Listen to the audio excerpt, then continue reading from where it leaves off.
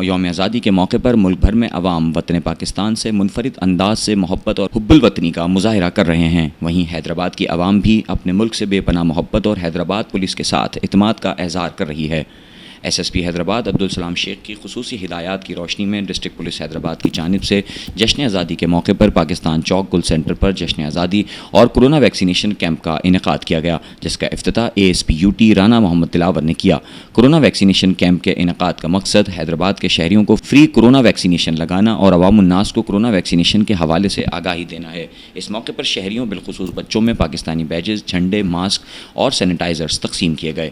Hyderabad police کے افسران و جوانوں نے شہریوں کے ساتھ مل کر یوم آزادی جوش و جذبے سے منایا اور عوام الناس کے ساتھ اتحاد اور یکجہتی کا اظہار کیا۔